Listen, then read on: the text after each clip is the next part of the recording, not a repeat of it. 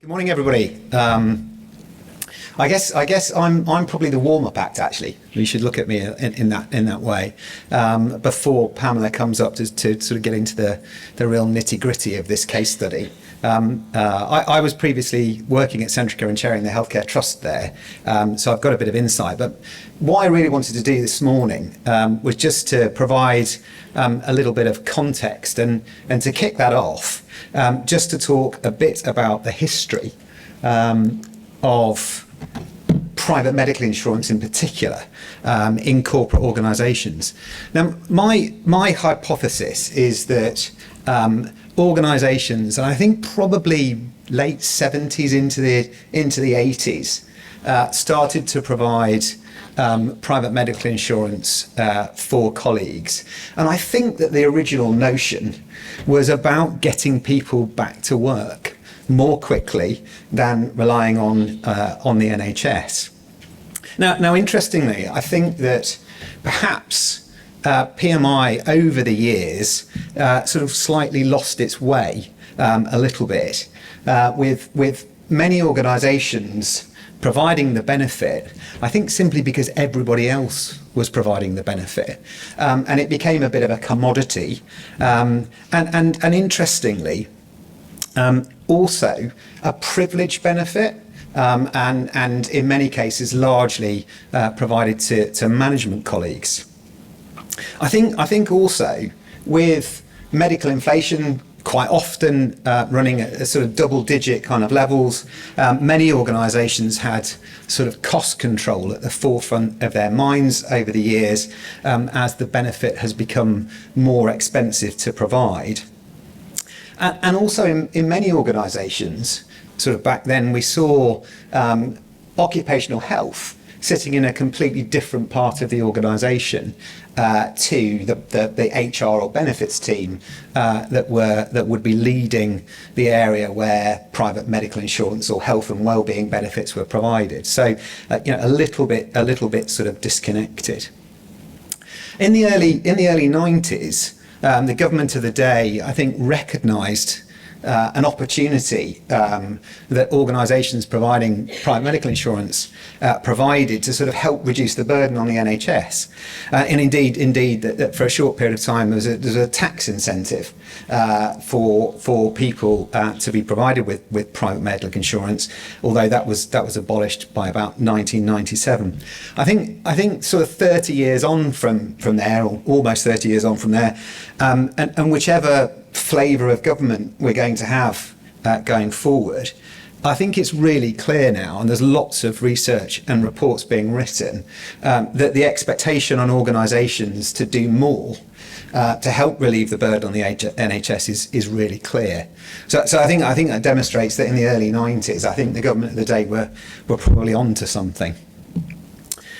So from my perspective, I think that there are some big questions that I think, particularly as benefit leaders, we need to ask ourselves. I think it's really important in organisations to have a very explicit understanding of why the organisation provides health and wellbeing benefits.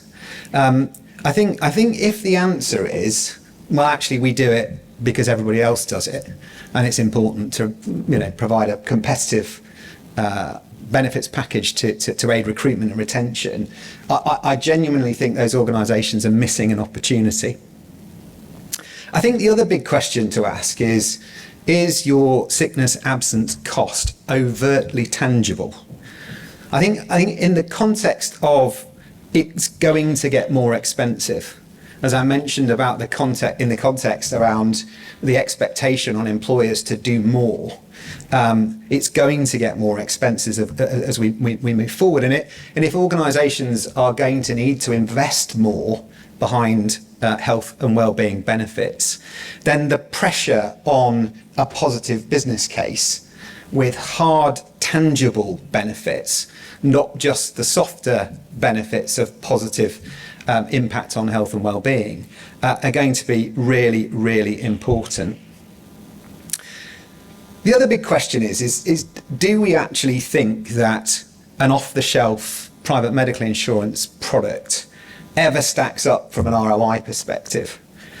Now, I think it's a really tough one to argue that. Usually, a typical off-the-shelf product has a very wide range of benefits. And with those wide range of benefits comes increased risk and therefore increased cost. And so you've got benefits that don't necessarily directly contribute to a reduction in sickness absence, for example. And in many organisations, as I mentioned, that private medical insurance is restricted to management colleagues. And I don't know about you, but actually proving the tangible cost of somebody in management not being at work can be quite tricky. It's very rare that somebody in management is replaced if they're off. Typically, other people cover for them, or indeed the work just sits there until they get back to be picked up. And in a flexible benefits context, one of the other challenges is that often the lower risk pool group, typically the younger elements of the workforce, don't necessarily see the value, particularly in the context of the cost of private medical insurance. And if they've got choice and they can spend their benefit dollars somewhere else, then quite often they do. And so effectively they're selecting against you, and you end up with perhaps an older demographic who are more likely to claim, and therefore you'll see costs increase as a result of that. It's what I describe as the doom loop. The more expensive it gets, the lower risk people opt out, the more expensive it gets, etc., etc. So when you sort of connect all the dots together, sort of linking some of these points, and this is what we found particularly at Centrica, is that your frontline colleagues, customer-facing colleagues, are the population where your sickness absence cost is probably the most tangible and easy to identify. If the phones don't get answered or goods don't get delivered to your customers, then often that causes a particularly acute issue. Most organisations in that regard will supplement the workforce either with overtime, which we all know is at a premium, or indeed with second or third party resource, which is a direct cost to the organisation. Now, if you've been able to identify that cost specifically, then it is possible to build a really solid business case with a very attractive return on investment. Now, I don't want to steal Pamela's thunder. She's going to provide you with all of the detail. But the one little snippet I would give you from my days at Centrica is that for every £1 that Centrica was spending on musculoskeletal treatment for customer-facing colleagues, the business was seeing £4 back in terms of lower sickness absence cost. So there are not many CFOs, if you ask them for £1 and promise them £4 back, who will turn you down. Having said all of that, it is vital, of course, to focus on prevention as well as cure. And private medical insurance is typically at the far end of the spectrum, and education and preventative actions are also vitally important. I think that mindset of we can live and behave as we like and medics will always have an answer is a little delusional. So what's the solution? Well, at Centrica, we implemented a bespoke trust which provided a private medical plan with benefits that were limited but specifically tailored to meet the needs of the business and colleagues.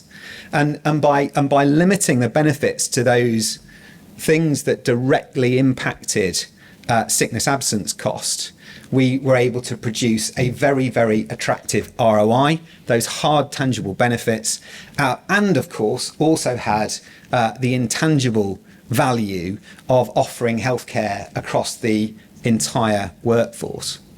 Now, the thing with healthcare trusts to add in, and of course Centrica has a very large population. We had something like 20,000 lives covered.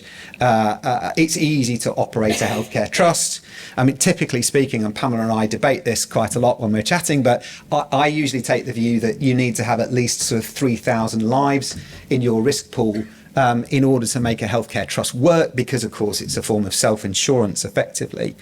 And consequently, healthcare trusts over the years have typically therefore only been available to larger employers. At HCML, we now have a master trust, which I chair, which is designed specifically to facilitate shared risk pooling across a number of employers. So aggregating employee populations together from different companies into one risk pool, which allows small to medium-sized companies to get into that environment where they're able to specifically target their benefits to the risks and the costs that they face from a sickness absence perspective. Now, look, of course, private medical plan through a trust is only one element of a integrated end-to-end health and wellbeing strategy. And I'm delighted to be able to hand over to Dr. Pamela Gellatly, who was the architect of the medical trust in the first instance and has supported me in my career in a number of organisations in this regard and helped Centrica deliver this significant value. So Pamela, over to you. Thank you, David. And good morning, everyone. I'm delighted to be here to talk to you about this, although I'm not quite sure about the warm-up act and me trying to sort of do the detail, but I'll try my best. I thought it was a little bit for us to actually go back and look at the history of our partnership with Centrica over the years, just to give you a little bit of a flavour of what we've actually done and how we've actually done it. As David said, we've actually worked together on a number of different organisations over the years, and every single customer that we've actually dealt with has been different. And Centrica was certainly no exception to that. And certainly the concept that we believe in is that no one size fits all. Everyone should be able to actually design the benefits and rules of what they want across the needs of the business and the needs of the people within the business. So it doesn't have to be complex. I mean, Centrica started off by a consultancy project. It was, in fact, in relation to musculoskeletal disorders. There was a concern from the business, and particularly the engineers, about the incidence and cost of MSDs. So we actually started looking at that. We also took on the claims administration of just the musculoskeletal claims from the insurer that was actually administering the trust at the time. What we found was a lot of unnecessary sort of diagnostics, unnecessary treatment, but also the link to sickness absence. The length of absence was quite considerable and didn't need to be. So then what we did is, having looked at the sort of data that we gathered and looked at the results, we actually start sitting down with Centrica and saying, well, could this concept that we'd started with the MSDs then actually be looked at for the broader conditions, but also across the broader services? This led Centrica to actually do a tender back in December 2015. I remember it well. And we were lucky to actually get appointed and won the contract in February 2016. By August 2016, we actually launched the service. And what was a great opportunity is Centrica decided to put in Workday as their new HR platform. So we coordinated the idea of first day sickness absence with the launch of that Workday proposition. It meant that what we could actually do is take daily downloads from Workday into our system. We then agreed with Centrica the triggers that we would apply for our staff to actually make contact either with the employees on day one, if it was musculoskeletal, mental health, if it was looking to be a long-term absence, if it was an accident, and possibly actually with managers if it was to do with a work-related situation. We also at the same time took on the occupational health service. It had been quite a large internal occupational health service, but we started to actually change it and look at how can we do things differently rather than a traditional OH service, starting to look at a multidisciplinary team that could particularly focus on things like musculoskeletal and mental health. So very different to just looking at the traditional sort of, we'd only get involved in 4 weeks. The following year, in 2017, April, we actually then took over the administration of the Healthcare Trust, as was at that time. It was about 3,000, just over 3,000 employees and their dependents. And it looked pretty much like an insurance contract because it had been administered by an insurance company. So there was no real flexibility as to what we wanted to sort of build. We also took over the cash plan and we also took over the EAP. 2018, you can imagine with all of this going on, was very much a consolidation period to just say, look at the data, what's the data telling us, what do we want to learn from this? And we started to make plans towards how we're going to change it going forward in the future. So by 2019, we're definitely seeing the sort of cost savings, and then the pandemic hit in 2020, so we had to put our business continuity plan in place and make sure we could do everything remotely, except for health surveillance, which we had to do as and when COVID and the government allowed us to sort of do that. But during 2020 and 1920, one of the things that I think had been in David's heart for a long time, and certainly mine, is about this idea that it's just a top hat benefit. Why can't we actually do something for everyone? And as David said, you know, the sort of top hat benefits obviously have got everything sort of included for senior management. But if you link it to sickness absence, what we designed and developed was a trust that was actually based on impact on ability to work and availability in the NHS. So April 21, we actually launched that to what was circa 20,000 employees. Everybody got the same benefit, whether it was the CEO, or whether it was somebody that was new into the organisation. So I think that was incredible that Centrica managed to do that. If people wanted to trade up, they could do so out of their benefits. It was a great success. We hardly had anybody that opted out. The company funded, you know, the same level for everyone. And that gave us a lot of insight and a lot of data as to actually what was going on, not only in musculoskeletal disorders, but also in mental health. Interesting, mental health was never a large claim on the healthcare plan. So we all talk about the issues associated with mental health. MSDs was by far the greatest that was actually coming in, not much mental health. So then, and I'm looking at time, how much time have I got? 2 minutes. All right, so it obviously took longer, David. So what we did is then in 2022 we actually sort of developed the trust to actually put wellbeing benefits and other things in. But I'll press on. So David's already said a lot of this, so in my 2 minutes I won't do much of this. But basically that trust can be the central part. The trustees can get involved in developing your strategy for the future. They can actually be totally in control of actually what's going on. And unlike insurance, you can actually develop the benefits and rules around that, the needs of that trust.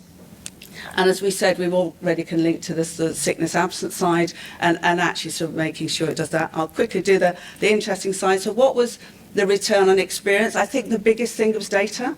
We got access to a huge amount of data, so the management felt more in control. They felt that they knew what was happening, why it was actually happening. There was data that was coming out that they'd never had before because there was 135 different suppliers. The data was mixed, either no data, limited data, but also because the benefits weren't coordinated, you couldn't actually see what was happening. So, but the big thing, because we were actually delivering the biopsychosocial approach, so when we assess people, we not only assess their clinical symptoms, we assessed underlying causation. Things like excess weight, inactivity, poor sleep were strongly correlated to actually ill health. And so when we were actually looked at assessing not only those conditions, we were assessing the clinical symptoms and those underlying causes. Imagine if you've got somebody with knee problems, over 3 stone overweight, giving them a bit of physio, a bit of surgery is not going to make any difference. So the return and the value on investment, because it's not just about the money. But in terms of on an annual basis, we were actually seeing £12 million a year actually returned. And we could measure what was actually due to our involvement versus what was due to management, so we could actually see what was going on. We actually were able to actually look at reducing unnecessary costs from the OH point of view, where the business was just going off and spending money, and we managed to reduce costs on the healthcare plan. But I think the value was that, I think at the end of the day, what we were really looking at is how can we actually get people healthier? How can we actually keep them at work? How can we get them back to work a lot quicker? And the future now is all about expanding that sort of well-being approach and actually making people, and also looking at presenteeism as well. I've done that really quickly in the end, but That's absolutely fantastic. I mean, what a case study. Well, thank you so much for that.